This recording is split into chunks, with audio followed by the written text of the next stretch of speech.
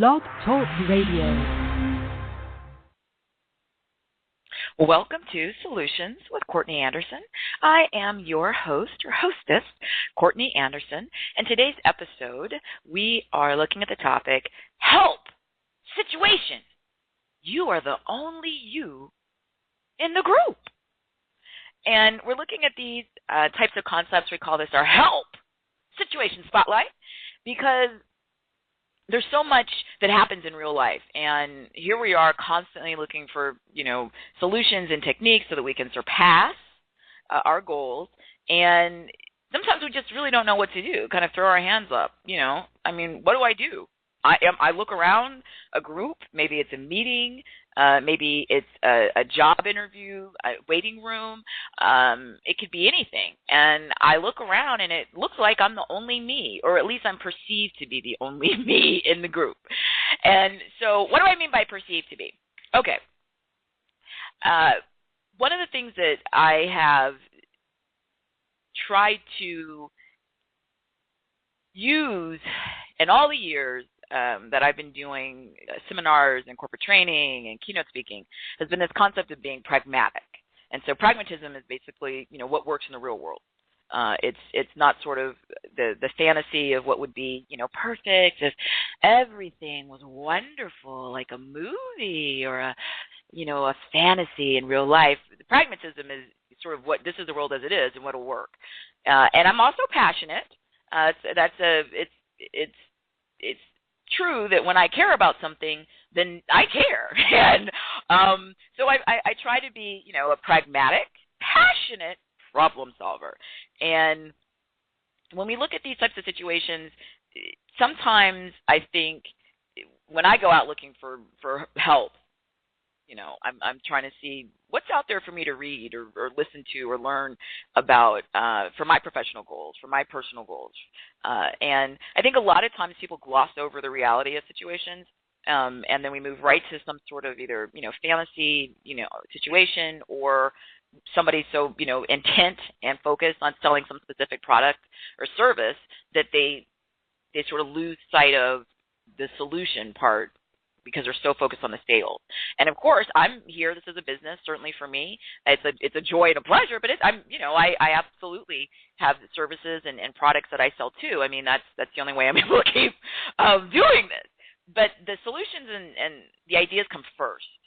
And the reality is, and sometimes we are in real life and we look around and it's kind of like, uh-oh, I'm the only me.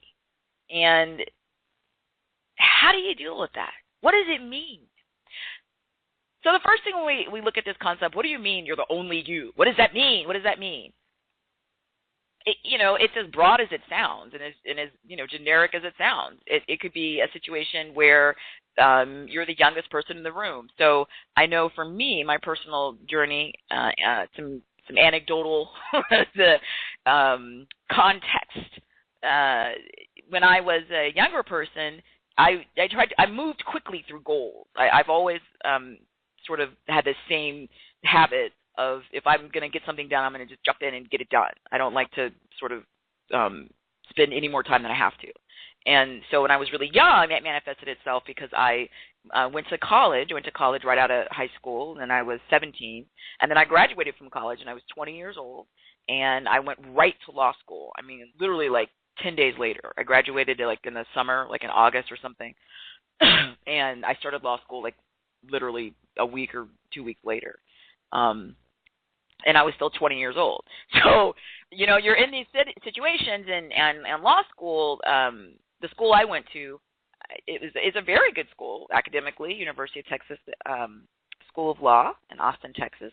And it's the same school I'd gone to for undergrad, University of Texas at Austin, so it was convenient when I just sort of went from undergrad to law school. And in fact, one of the things that I didn't think through, because I have always had this habit of wanting to get things done, right? Like I get things done, which is true. I think that the data supports that. I do get things done, but sometimes in my quest to get things done, I don't think ahead about all of the ramifications of that. So I got to law school, and it socially was hard because I was I think I was the youngest or the second youngest. I think there might have been somebody who was 19. And it was hard because a lot of the activities that were social, a lot of the things people did, they're getting study groups together and they're hanging out and they're doing all these types of things. They were centered on the fact that people could drink legally.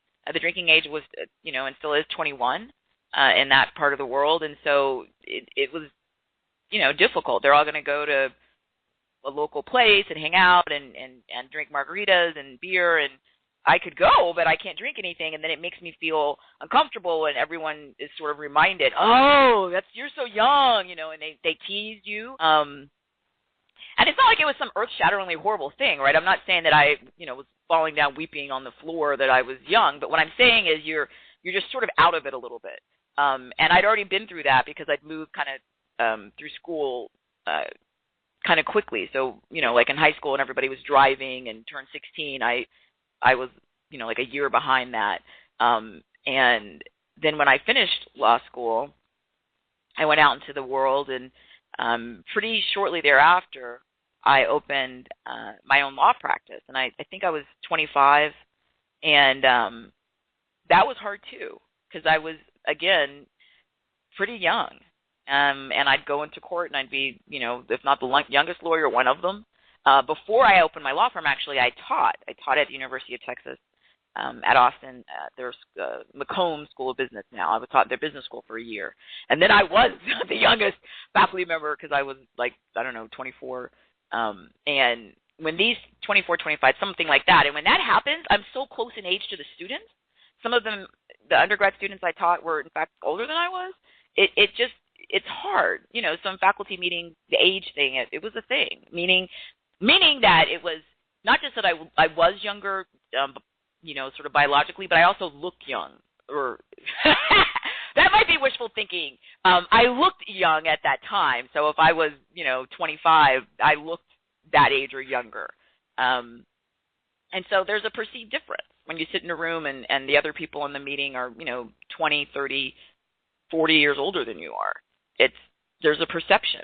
And one of the things that in our episode outline that I addressed is this idea that whether you actually are that thing, I just looked that way. I looked really young, and I also happen to be young. Some people look younger than they are. Some people look older than they are. So it doesn't really matter actually if it's accurate, right? But if your perception is that you come across that way, right? People perceive you to be, younger or older or whatever other difference. Then, as we always talk about, as a starting point for solutions, perception's reality. So how do you handle that when you're in a room and you're decades younger than the other people, or you're decades older than the other people? What does that mean? And what does it mean for this idea of the dynamics of power in the setting? So over the years have progressed, and I've gotten to do lots of really interesting work things, and I actually been really happy. There's not a thing that I've dreamed of or thought of doing professionally that I haven't either tried and either been able to do it or tried and learned, no, you're not able to do this, and here's why. But I've tried it all, right? So there's no stone left unturned. And the reality is no matter what job you're doing, right, no matter whether you're, a lawyer or a professor or you work in a fast food restaurant, delivering pizza, I did that, or you work at the mall and retail, I did that. You're a bartender or a waitress, I've done that. I even worked for a while for a company. It was a psychic phone line, and I believe it was Psychic Friends Network is the one that I believe I worked for. It was literally what it sounds like. It was one of those things that they run TV commercials. Definitely in the U.S. they did this at the time, a lot of late-night television commercials for psychic phone lines, and so it would be an ad, and they would have a commercial late at night, not really the most high dollar looking commercial in terms of production value, but it worked. And then it would, basically have some sort of marketing pitch, and it would be like, call our psychics. Our psychics are standing by. And I worked in that job. I was one of the people that when people call the psychic line, I took their calls and was their psychic for the duration of the reading, as the term was in the business. So I've done a lot of different things. And one of the reasons I've done a lot of different things is because if I was working a job, especially when I was working jobs, I just was working for money. So when I was, a waitress or delivering pizza or working at the mall, a phone psychic, I wasn't doing those because that was a career interest. It wasn't a long-term thing. I wasn't thinking, wow, I'm going to really learn this business and then I'm going to, be in the fast food industry or I'm going to, stay in the psychic industry. It was just I need money to pay rent, so I'll do this. And it was just, that's what's available. That's where I saw something in the classifieds or whatever, and I needed money, so I just took the job. And in those situations, then I understood the level of investment that I perceived it to be, and I would, leave if I felt like it's either not right for me or there's, something inappropriate going on. So I just, had the ability to make changes. Now, if I had been a manager at that time, then, I'm that sort of prototypical low-wage entry worker who, wasn't going to stay forever. And, that's a whole other topic that I certainly train on and talk about, but I've been on all sides of it. And my point is simply that there are dynamics and there are perceptions of power in any job, right? And I know that when I worked in the fast food industry, there was a whole thing, a power thing about who had to close, like who got scheduled to be the last person to sort of mop the floors and mop up the bathroom, make sure everything was put away, and then, close up shop. And there was a power thing. And sometimes there was favoritism in who the manager or assistant manager scheduled to do it. And sometimes because I, at times in my life, didn't have a self-confidence, if I was in a group and let's say people were talking about, I'm scheduled to close, but I really need to go. I got something else to do. Will anybody, take my shift? I would often be like, I'll do it, even if I really didn't want to do it. And I think some of that might have been this perception of I'm the only me. Maybe I was, the only person that looked that young, or I was the only person that hadn't talked about having a family in terms of, spouse and kids. And so people felt like, oh, well, you have the ability to do this. Like you don't have all these other responsibilities. You could do this. So the idea is that there are balance of power issues, no matter what type of job you're in, no matter how much you're paid, no matter if you're, 18 or 85. And even if it's a social or a volunteer situation, there's still going to be these stereotypes and perceptions based on, what we present to the world. Some of it we can control, right? Are we wearing clean clothes? Have we brushed our teeth? Things of this nature. We can control those things. But some of it we can't. So our perceived, gender or ethnicity or, our size, if we have a disability or, these types of things we can't control. And there are perceptions. So here's some of the, in the interest of pragmatism. Is it easy to be the only you in the room? Some people would probably say that they don't even notice. Some people would say, you know what, I wouldn't even notice if I was the youngest, oldest, largest, smallest, whatever, only, male, only female. Some people would say that, and some people, they would be accurate. Probably because it doesn't either happen enough in their lives that it has some sort of an impact, or they just have a personality and a framework for the world where it's not an issue. I have to share this, though. If you're someone who's not been in a situation where you're the only you in the room that much, I strongly suggest that you try to experience it as much as you can. I've had the fortune of working internationally a lot, relatively speaking, and so I've been able to. I've worked in Tokyo, Japan, and then I've worked in Hong Kong. I've worked in Brisbane, Australia, and I've worked in Madrid. I've worked in Cape Town, South Africa. I've worked in Mumbai, India. I've gotten to go lots of places, okay? And it's really good for a ton of reasons, to go out in the world, to learn about different businesses, to help different organizations, to open your mind to different experiences. But it's really, really good because it puts you in a situation where you're often the only you. So maybe for me, I was born in Germany. My father was in the U.S. military, but I have a U.S. passport. So I'm often maybe the only American in a situation. And you notice it when you're in a country where first of all, English is not a primary language, and you can, it sticks out that you're not speaking Mandarin, or you're not speaking Japanese, and it's hard, and you notice it, because if you don't know that language, then it's difficult, and you feel like I'm only me. And also visually, oftentimes, as you get out into the world, you're the only person who looks like you at all. And I strongly, strongly encourage you, if you haven't had that experience, to get out in the world. One of the, I think, most helpful experiences I've ever had with this concept of, help situation, you're the only you in the group, has been working in some of these countries, especially countries where, English is not a primary language, and where there are not that many people that look like I do, or look like I've worked with, let's say, someone from North America who's a male who might be a European descent. They might be someone who most of their lives have not been the only them in the room. And then they were in a country, and we're on maybe a subway, or in Tokyo, or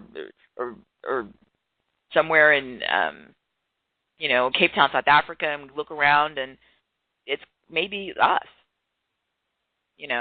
and I've had the most amazing conversations with people who were never in that situation before in their lives, where they kind of visually stood out, and how they perceived people treated them. And they had all these perceptions, right, that people were treating them poorly, or people thought weird things about them, or people were looking at them.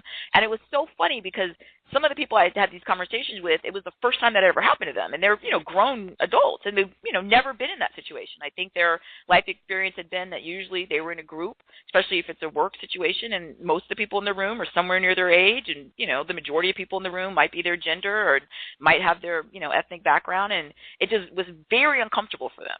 And I thought it was great, because part of me thought, welcome to my world, right? Now you see what this is like. Now you see what it's like. And a lot of the things that people get in their head, like, they're looking at me, or they think this about me, or whatever, that's not even real. They're not thinking anything about you. They're thinking about their regular day-to-day lives and activities and all the things that they have to deal with. They're not thinking about you. But you feel so fish out of water, right? And when you add in that you're somewhere where you don't understand the language, and you visually stand out in a crowd, it can make people really uncomfortable. And I, again, think it's wonderful, because that's the whole point about globalization and diversity, right?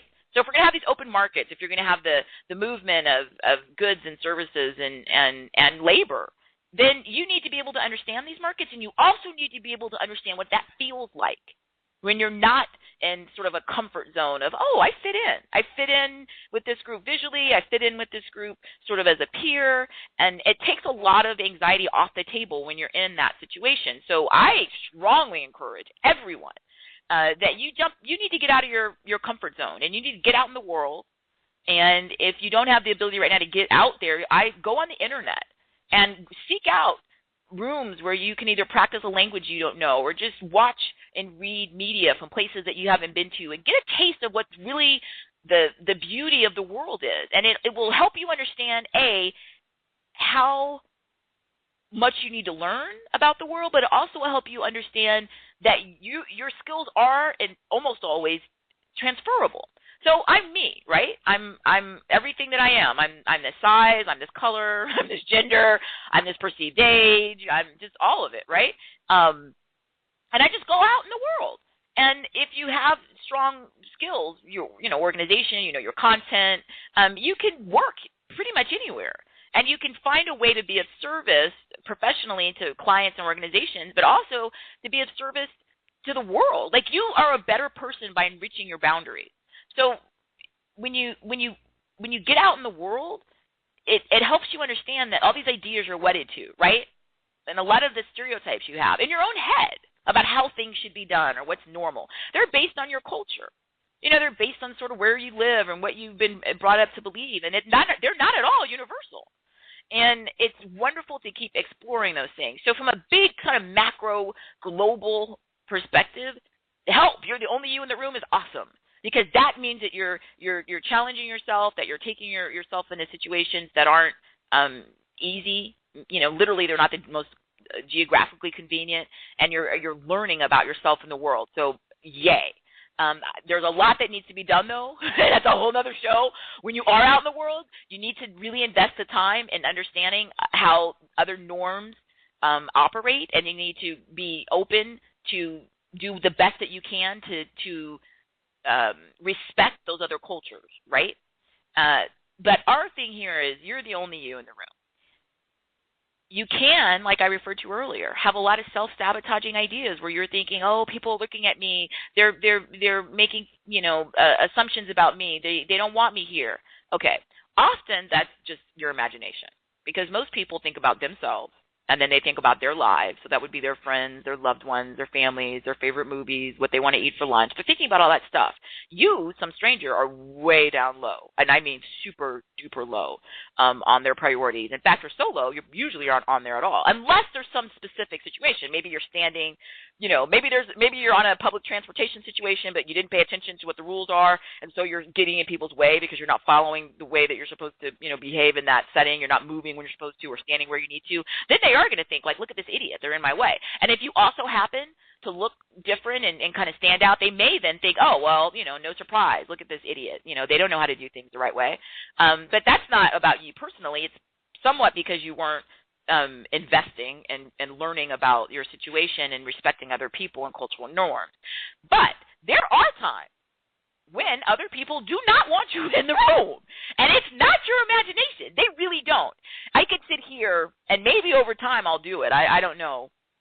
I have so many examples where I've been the only me in the room. Maybe as a lawyer, I'm on some case. I'm the only female lawyer. I'm the only, African-American lawyer. I'm the only young lawyer, whatever. And I've had brutally horrible things said to me. And I've had just say things.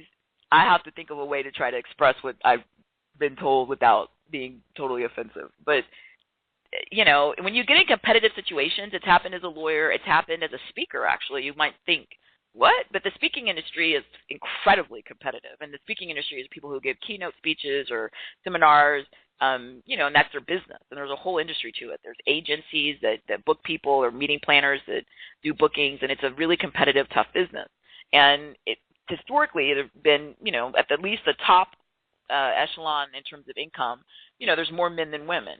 And it's, again, people have said horrible things to me. It's just like stuff that I one time, okay, I was getting, I can't even remember where I was, but it was some event where there's a whole bunch of speakers. And so sometimes organizations will get together and bring a whole bunch of speakers together, and then they'll bring clients together in a room, and then each speaker will get a couple of minutes on stage to kind of, do a few minutes of their stuff, and then that way all the buyers in a room, then it's a big room, so like hundreds of people can get there and, kind of see like, oh, these different types of speakers, different styles, and book different people for their events.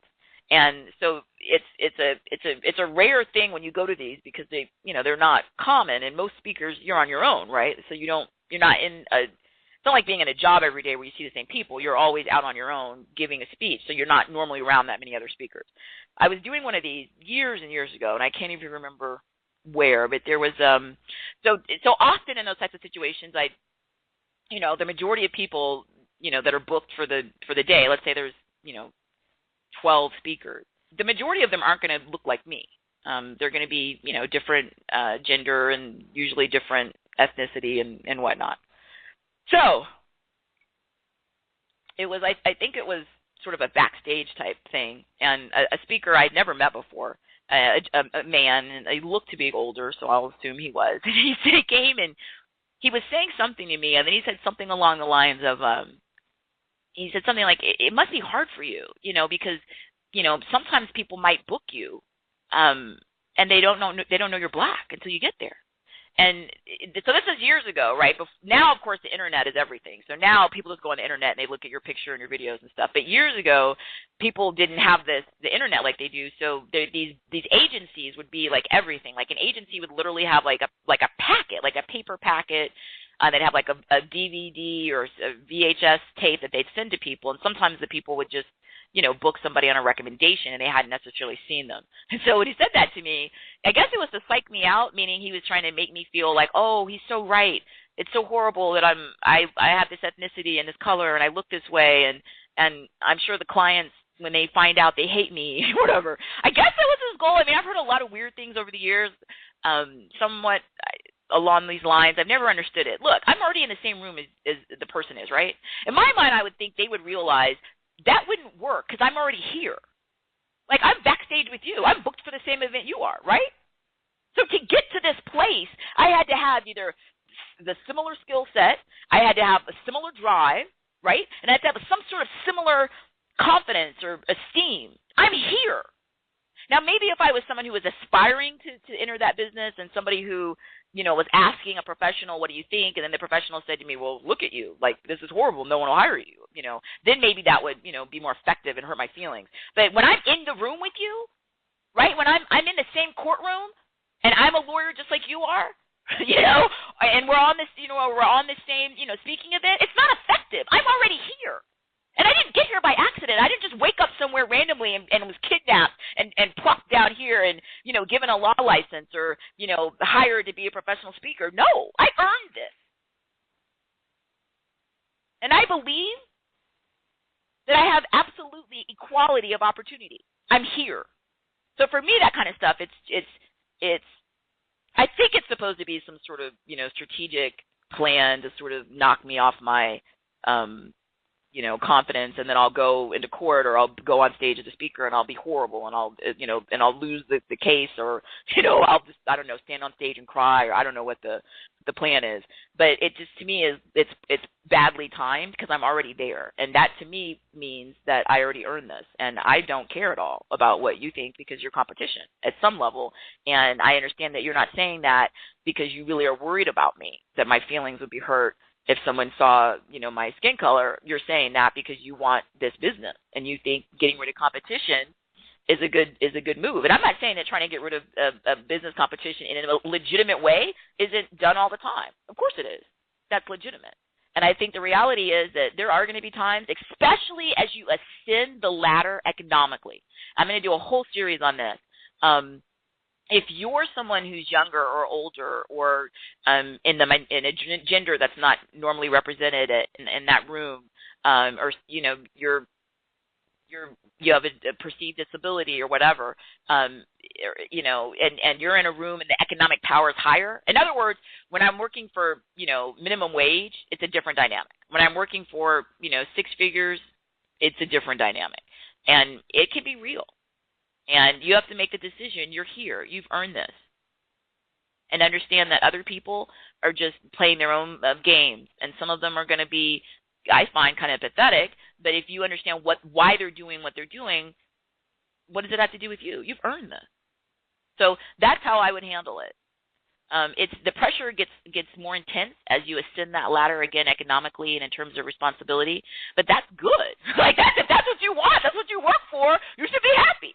And we'll do a whole series of shows on that.